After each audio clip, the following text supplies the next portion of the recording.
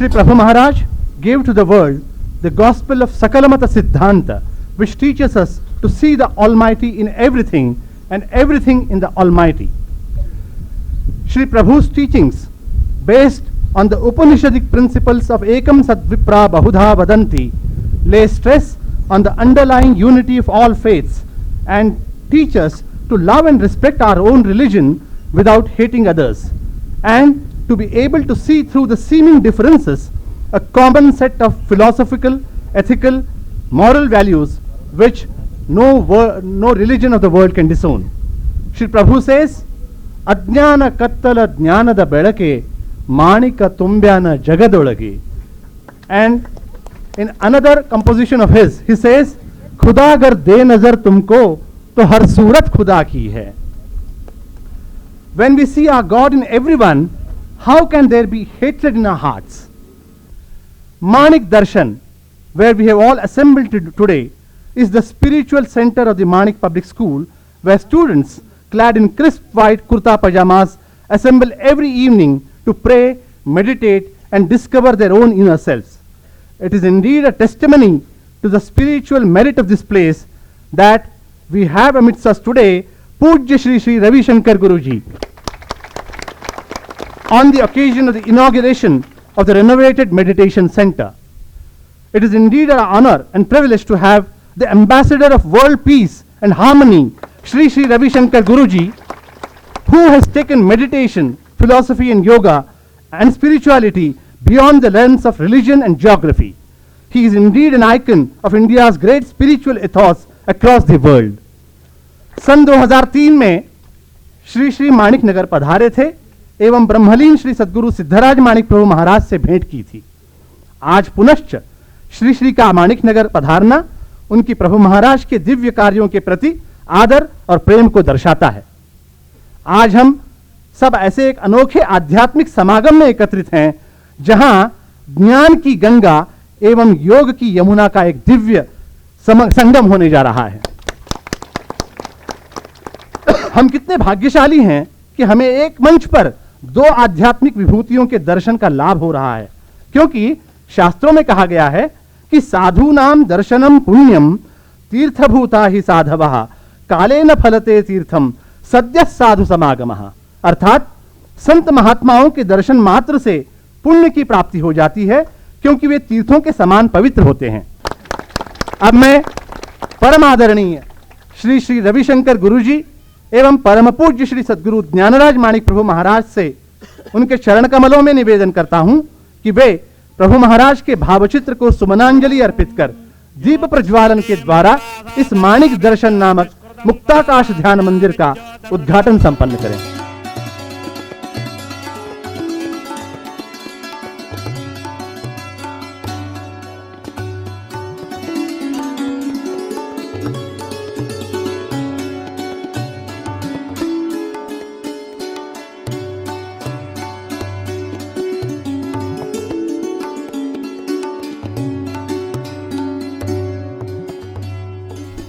ಈಗ ಪರಮ ಪೂಜ್ಯ ಶ್ರೀ ಶ್ರೀ ರವಿಶಂಕರ್ ಗುರೂಜಿಯವರು ಇಲ್ಲಿ ನೆರೆದಿರುವ ಎಲ್ಲಾ ಸದ್ಭಕ್ತರಿಗೆ ತಮ್ಮ ಆಶೀರ್ವಚನಗಳನ್ನು ನೀಡಿ ಕರುಣಿಸಬೇಕೆಂದು ವಿನಂತಿಸಿಕೊಳ್ಳುತ್ತೇನೆ। ओम नमः प्रणवार्थाय शुद्ध ज्ञानेक मूर्तये निर्मलाय प्रशांताय दक्षिणामूर्तये।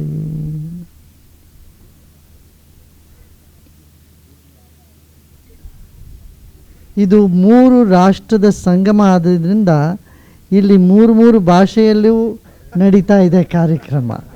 ಆದರೆ ಕನ್ನಡ ಎಲ್ಲರಿಗೂ ಅರ್ಥ ಆಗತ್ತೆ ಅಂತ ಭಾವಿಸ್ತೀವಿ. सबको कन्नड़ समझ में आता है ना? हाँ, नहीं है, कितने लोगों को कन्नड़ नहीं समझ में आता?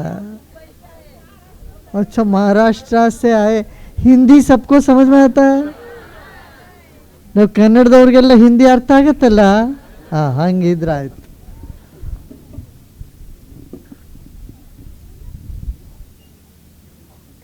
ನೋಡಿ, ಈ ಧ್ಯಾನ ಮಂದಿರ ಮುಕ್ತಾಕಾಶ ಧ್ಯಾನ ಮಂದಿರ ಅಂತ ಅವ್ರು ಹೇಳಿದ್ರು, ಕರೆಕ್ಟು, ಸರಿಯಾದ ಹೆಸರು ಕೊಟ್ಟಿದ್ದಾರೆ.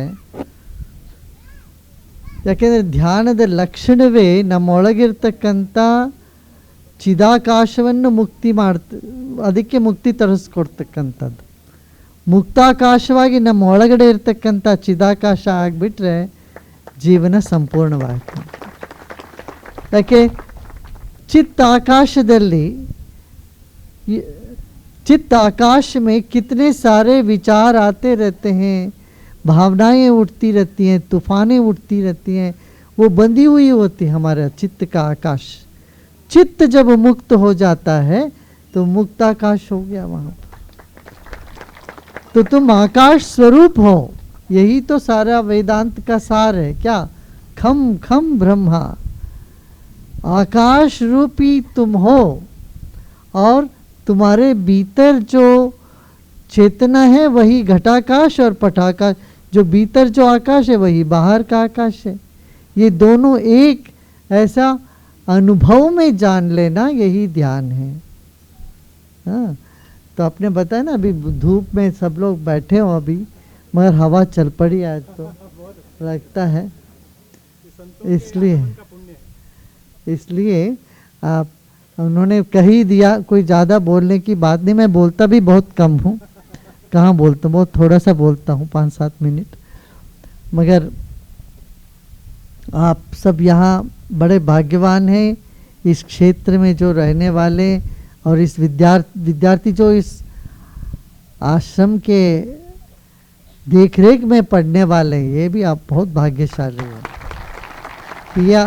क्यों यहाँ आपको शिक्षा दीक्षा दोनों मिलता है, संस्कार मिलता है. नहीं तो ऐसी शिक्षा तो आजकल गूगल में मिल जाता है, ऐसे ही मिल जाता है. मगर वो शिक्षा का हमें लाभ लेना हो, वो संस्कार रूपी शिक्षा से जो मिलता है वो बहुत महत्वपूर्ण शिक्षा है. हाँ? तो जिस दीक्षा से सब अज्ञान दूर हो जाता है उसी को दीक्षा बोलते हैं. ऐसे शिक्षा वही है जिससे हम कुछ समझकर, कुछ पाकर जीविका को आगे बढ़ाते हैं. तो जीवन में शिक्षा दीक्षा दोनों मिल रही है इस आश्रम में. यहाँ के जो पाठशालाओं में ये बहुत महत्वपूर्ण काम है, कार्य है, ये कर रहे हैं. और आप सब अनुग्रहित है. आप सबको बहुत बहुत आशीर्वाद और प्यार, प्रेम पूर्ण आशीर्वाद सबको. ಎಲ್ಲರಿಗೂ ನಮ್ಮ ಪ್ರೀತಿಪೂರ್ವಕವಾದ ಆಶೀರ್ವಾದಗಳನ್ನು ಹೇಳ್ತಾ ನಮ್ಮೆರಡು ಮಾತನ್ನು ಮುಗಿಸ್ತೀವಿ. ಓಂ ಶಾಂತಿ. वंदे श्री प्रभु सद्गुरुम गुणनिधिम सद्भक्तकल्पद्रुमं मंदानां शरणं शरण्यममलं नाथन्त्वनाथाश्रयम् यत्सत्तावशजेन स्थावर भवो देहस्वचेष्टान्वितः सोयं वो विदधातु वांछितफलं माणिक्यकल्पद्रुमः. इन शब्दों में प्रभु महाराज के चरणों में अनंत कोटि प्रणाम अर्पित करते हुए आज यहाँ मैं माणिक प्रभु संस्थान की ओर से और आप सब की ओर से परम आदरणीय श्री श्री रविशंकर गुरु जी का अत्यंत हृदयपूर्वक स्वागत करता हूँ. 2003 में परम पूज्य ब्रह्मलीन सिद्धराज माणिक प्रभु महाराज के काल में परम पूज्य श्री श्री रविशंकर जी माणिक नगर पधारे थे और उस समय मैं संस्थान के सचिव के रूप में कार्य करता था। मैंने श्री श्री से निवेदन किया था कि आप पुनश्च पधारें और उन्होंने कहा था जरूर, खंडिता बरती भी कहा था। और आज लगभग 16 साल के बाद श्री श्री पुनः यहाँ आए हैं, उन्होंने अपने वचन को निभाया है, मैं उनका हार्दिक अभिनंदन करता हूँ। श्री श्री रविशंकर जी ने अत्यंत अल्प समय में, अत्यंत अल्प शब्दों में ध्यान, योग और आध्यात्मिक साधना के विषय में आपसे थोड़े बहुत बातें की, आपको आशीर्वाद दिया। योग यानी क्या? दुख के संयोग का वियोग यानी योग है। दुख, हम सब देखिए हमारा जीवन बड़ा दुखी है, किसी को कुछ दुख है, किसी को कुछ दुख है, किसी को कुछ दुख है। अब एक नया आ गया, वो वायरस आ गया, कौन सा, वो एक नई परेशानी पैदा हो गई। तो दुख जो है बढ़ रहे हैं। इन दुखों से अगर हमको छुटकारा पाना है तो उसके लिए क्या है? तम विद्या दुख संयोग वियोगम योग सन्नितम। गुरुजी क्या कार्य कर रहे हैं? तो योग के माध्यम से भारतीय समाज में, विश्व के समाज में जो दुख है उस दुख को मिटाने का प्रयास कर रहे हैं। और दुख किस लिए है? दुख हमारे मन के कारण है। योग की परिभाषा में पतंजलि भगवान मुनि कहते हैं कि योगश चित्तवृत्तिर निरोधा। योग यानी क्या? योग यानी चित्तवृत्ति का निरोध है। और हमको जो दुख हो रहा है वो हमारे मन के कारण हो रहा है। ये मन बड़ा खतरनाक है। और वहां आर्ट ऑफ लिविंग में गुरुजी मन को ट्रेन करते हैं, जैसे घोड़ों को ट्रेन करते हैं ना, जैसे घोड़े होते हैं, घोड़े, दुष्ट घोड़े, उन घोड़ों को जैसे ट्रेन करते हैं उस तरह से वहां मन को ट्रेन करते हैं, मन को ट्रेन करते हैं। मन बड़ा खतरनाक है। देखिए आपका मन कैसा है कि यहाँ आप लोग सब बैठे हुए यहाँ सत्संग के अंदर, मैं मेरे ख्याल से 3-4 बार आपके घर जाके आ चुका होगा। रोशनी को सूर्य से पृथ्वी पर पहुंचने में 8 या 9 मिनट लगते हैं। मन जो है उतनी बार 8 बार सूर्य तक जाके आता है। मन बड़ा शक्तिशाली है। और अर्जुन ने स्वयं कहा भगवान से, मन को कंट्रोल करना बड़ा कठिन है, मन को बांधना बड़ा कठिन है। अर्जुन कहता है भगवान से, चंचलम ही मन कृष्ण प्रमाथि बलवत दृढ़म तस्याहम निग्रहम मन्ये वायोरिव सुदुष्करम। ऐसा है कि ये मन इतना खतरनाक है। अर्जुन कह रहा है, देखिए सबसे बलशाली व्यक्ति कह रहा है, और जिसका ध्यान इतना तीव्र था कि वो पक्षी की आंख की तरफ उसकी ध्यान वो कथा आपको मालूम है, तो उसका ध्यान वहां पक्षी की आंख पे था। ऐसा मेडिटेशन करने वाला अर्जुन कह रहा है कि मन को बांधना कठिन है, मन को बांधना कठिन है। तो इसलिए भगवान ने उत्तर दिया है गीता में अर्जुन को कि असंशयम महाबाहो मनो दुर्निग्रहम चलम अभ्यासेन तो कौन्तेय वैराग्येण च गृह्यते। इस मन को बांधना अत्यंत कठिन है। माना भगवान ने, असंशयम कहा, माना। दुर्निग्रह है, चलम, चंचल है, मगर उसको बांधा जा सकता है। कैसे बांधा जा सकता है? अभ्यासेन तो कौन्तेय वैराग्येण च गृह्यते। मन कैसा है कि मन जो है वो हमेशा बाहर ही दौड़ेगा। मन कभी भी आत्मस्थ नहीं होता, वो बाहर दौड़ता है, इसलिए उसको मन कहते हैं। मनन करता है इसलिए वो मन कहते हैं। वो इंद्रियां हमारी सब बाहर है, उसके पीछे मन है, तो जहां इंद्रियां जाएंगी वहां मन जाएगा, मन जाएगा। उस मन को वापस खींचना जो है, इसका अभ्यास करना पड़ता है। मन की प्रकृति, मन की जाति, संसार की जाति एक। मन की जाति, संसार की जाति एक है। मन भी मैटर है, संसार भी मैटर है, हम मैटर नहीं है। गुरुजी ने शब्द बड़ा सुंदर प्रयोग किया कि चैतन्य है हम, आकाशवत हैं, हम चित स्वरूप हैं। हमारी जाति और मन की जाति एक नहीं है। मन की जाति जो है वो संसार की जाति एक है। मन संसार की तरफ जाएगा। दूध के अंदर अगर आप पानी मिला देंगे तो कैसा होगा? नहीं मिल सकता दूध के अंदर पानी, वो टेस्टलेस हो जाएगा, नीरस हो जाएगा। तो दूध को किसके अंदर मिलाना पड़ेगा? उसकी जाति की जो वस्तु है उसके अंदर मिलाना पड़ेगा। कौन सी वस्तु? दूध की जाति की वस्तु दही है। उसको आप दही में मिलाएंगे तो दूध क्या हो जाएगा? वो इकट्ठा हो जाएगा। वैराग्येन च गृह्यते, वो इकट्ठा हो जाएगा, एक तरफ आ जाएगा, घनीभूत हो जाएगा। और उसके बाद उसको मथेंगे तो उसके अंदर से मक्खन निकलेगा। और मक्खन को आप कितने भी पानी में डालिए वो पानी में नहीं मिलेगा। ये मामूली कार्य नहीं है कि दूध को बिलोना, दूध को मथना, दूध को दही के साथ मिलाना, संसार से अलग करना। और दूध को आप लोग कैसे रखते हैं घर के अंदर? अलमारी में रखते हैं, जाली वाली अलमारी में। क्यों?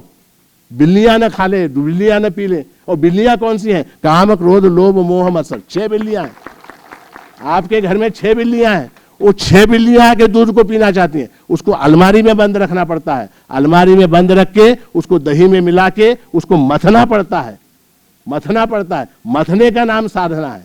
मथने के बाद उसके अंदर से मक्खन निकलता है, उसके बाद संसार रूपी पानी में 10 घड़े पानी में भी आप मक्खन को डालो, वो कभी उसके अंदर नहीं मिलेगा, मन संसार के अंदर नहीं मिलेगा। उसके लिए अभ्यास करना पड़ता है, उसके लिए वैराग्य चाहिए, और वो शिक्षा गुरुजी आर्ट ऑफ लिविंग के माध्यम से वहां बेंगलोर में सबको दे रहे हैं, और वही शिक्षा माणिक प्रभु संस्थान के माध्यम से गत 180 वर्षों से प्रभु महाराज के आशीर्वाद से हम भी यहाँ पर वेदांत के माध्यम से दे रहे हैं। तो मैं ये समझता हूँ कि जो कार्य योग के माध्यम से वहाँ गुरुजी कर रहे हैं, वही कार्य यहाँ माणिक नगर में 180 वर्षों से वेदांत के माध्यम से होता रहा है। मुझे बड़ी प्रसन्नता है कि आज गुरुजी यहाँ पधारे और उन्होंने इस वास्तु का उद्घाटन किया, और मैं चाहूँगा कि आप बार बार यहाँ पधारें और ऐसे अनेक कार्यक्रम होते रहे, आपका मार्गदर्शन प्राप्त होता रहे, और अगली बार जब आप आए तो थोड़ा अधिक बोलें। आपको सुनने की बड़ी अपेक्षा है हमको, इतनी दूर से आप आए हैं तो हमको अपेक्षा थी और ज़्यादा सुनने की, तो आपने हमको तृप्त नहीं किया। तो आइंदा जब आप आएंगे, जैसे उस समय आपने कहा खंडिता बरती नहीं, उसमें 16 साल लगे, अब 16 साल मत लगाइए, 16 दिन 16 महीने जब भी आपको फुर्सत हो इस भाग में आप आएँ, या हम विशेष निमंत्रण देकर आपको बुलाएंगे, आप आएँ और आप आकर हमारे विद्यार्थियों को, हमारे यहाँ की जनता को, यहाँ के समाज को उद्बोधित करें। इसलिए मैं आपका पुनश्च एक बार धन्यवाद अदा करता हूँ कि आप पधारे, आपने मार्गदर्शन किया और हम सबको आह्लादित किया, आनंदित किया। उसके लिए मैं आपका हार्दिक अभिनंदन करता हूं, और प्रभु महाराज के चरणों में प्रार्थना करता हूं कि उनके आशीर्वाद से, उनकी कृपा से आपका जो कार्य है वो दिन दुगनी रात चौगुनी प्रगति करे। आपका लाभ, आपके ज्ञान का लाभ, आपके योग का लाभ समाज को, देश को, राष्ट्र को, विश्व को सदा सर्वदा होता रहे, ऐसी मंगल कामना करते हुए आज के अपने इस भाषण को यहाँ विराम देता हूँ।